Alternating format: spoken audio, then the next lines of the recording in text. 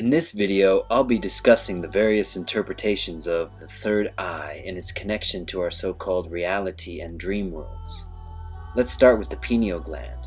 The pineal gland is a small organ shaped like a pine cone, hence its name, which I'll get into later. It was also the last endocrine gland to have its function discovered. Its location, found deep within the brain, implies its significance. This led to it being considered a mystery gland, with all kinds of superstition, myth, and even metaphysical theories surrounding its supposed function. It's often associated with the sixth chakra, or third eye, called ajna in yoga. It is believed to be the dormant organ which can be awakened to unlock our hidden telepathic abilities and our inner vision. In the physical body, did you know that the eye views objects upside down? Then it sends those images it observes to the brain, which interprets them and makes it appear to us as right side up. According to René Descartes, who considered the pineal gland the seat of the soul, said it was our link to the one non-material part of the universe, the mind. This is one reason why I never try and refer directly to the terms right, wrong, good, or bad, because I find them to be such vague extremes that don't actually exist except on paper in people's minds. Generally, those terms are left up to each individual's imagination to determine which is which, until they're pulling rabbits out of their own hat and eventually pulling people down with them. I do think that the terms positive and negative are ideas we can relate to because it is what lines the very fabric of our universe and essence of our being. Life and death, light and dark, hot and cold, ad infinitum. Since everything essentially came from the same singularity in space, it means you and all that surrounds you are an amalgamated, randomized, ever-changing interpretation of itself, perceptually aware of the countless randomized branches extending outward at any given moment, which when you think deeply about it, is actually a glance into the many faces of your true self. Some of those faces are easier to relate to than others. Some are frightening and hard to accept. Others are exciting. However, all of them are inescapably a part of you as the self-aware universe.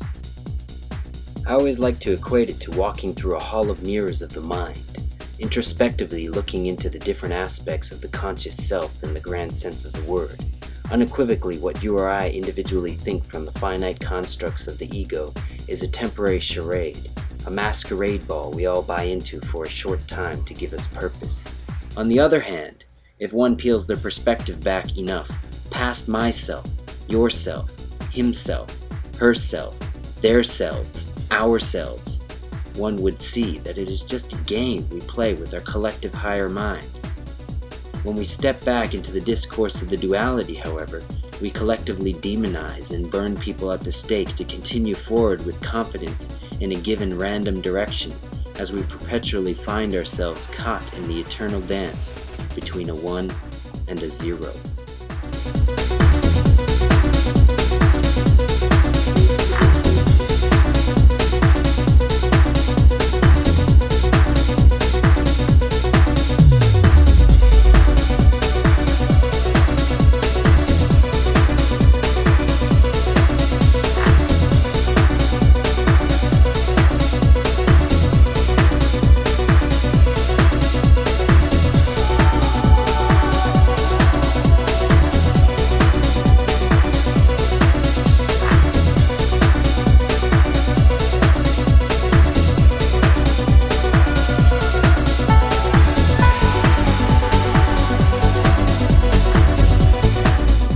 The interior of the pineal gland, all along the inside, has rods and cones just like the retina on your eye. Do you think that maybe when they called it a third eye, that they knew what they were talking about? Do you think that an eye must have a cornea and a lens and all this vitreous fluid in it like we have? The fluid is there, but you just got the retina. So there's something that appears to be happening inside. It's like there's a little television in here, and you can actually get audio out of it and you can get video out of it, and that video feed is being picked up by the rods and cones, and that's your imagination. That's the mind's eye. You actually have a retina. Have you noticed that when you visualize something strongly enough that you really do see it? You can close your eyes, but you're still seeing things. This is where it's coming from. if you visualize something strong enough from your third eye, it becomes a reality. This is Me, the kanji for your third eye. Let's look at its construction. You see the wall-shaped crown, the sun, and the lid which opens up at the bottom. To help you understand it more visually, if you open up the lid to your crowned sun, I'll say it again, if you open up the lid to your crowned sun, that is your third eye. This leads me to the next connection in that kanji character. If you look at the open lid, it's actually a number 6. Look at the left-hand side. There are 6 emotions, 6 senses, 6 directions, 6 classes of characters, and the universe also has a number 6 in it. And if you close the lid at the bottom of the left-hand side, you'll see it's closed. That's deceased, or the late, or dying. As you can see, there's a lot more to kanji than meets the eye, pardon the pun. Allow me to continue. If you put a regular eye next to your third eye on the left-hand side here, and then you think about it with imagination on the right-hand side here, you are in meditation. Nearly every ancient culture knew of the hidden powers of the pineal gland and what it does to connect us to this reality. If you still have a hard time grasping this, just look at the shape of the pineal gland versus the shape of a pine cone, the lotus flower, our universe, and how it folds in on itself.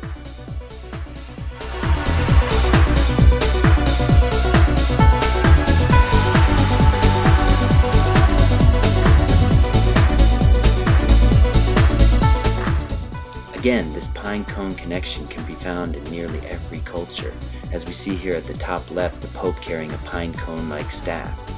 In the upper right, Bacchus, a Greek god, carrying a pine cone staff as well. In the lower left, Buddha's head being shaped like a pine cone as he's reaching enlightenment. In the center, the statue found at the Vatican is a pine cone, taller than 2 or 3 people, one of the biggest found at the Vatican. This connection is unmistakable. The pharaohs, the Mayans, and nearly all the ancient cultures knew this connection of the pineal. Look at the lower right. You see the staff of Osiris carrying the pineal as well. The physical body of the pharaoh was rendered timeless, perhaps turned into an open gate, or perhaps a type of anchor. It was heavily supplied with all manner of spells, amulets, talismans, and other forms of magical protection. The strange practice of mummification still holds many mysteries. Why were some organs carefully preserved while the brain was scooped out and discarded? An unexpected insight into this question can be found in the work of Dr. Rick Strassman. His pioneering work has raised some very important questions about the pineal gland and its interaction with a strange hallucinogenic chemical known as DMT. Interestingly enough, Rick Strassman found this connection to Buddhism through DMT, and that being one of 49 days.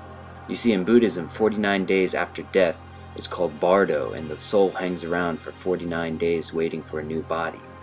And in Rick Strassman's study, the 49-day connection was found with the fetus, and 49 days after conception, the presence of the pineal gland and DMT is found. This just further proves that the mystics, monks, and gurus knew what they were talking about when they thought about the third eye as the seat of the soul. Which really makes you think, those people we consider mental patients are crazy. Are they actually crazy, or are they seeing into higher realms of reality that we are not able to see under normal states of consciousness by unlocking this chemical DMT?